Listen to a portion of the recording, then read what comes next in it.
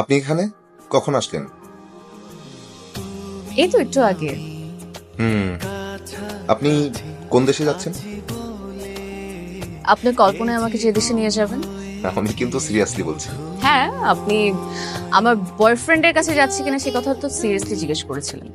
তা কতদিন লাগতে পারে?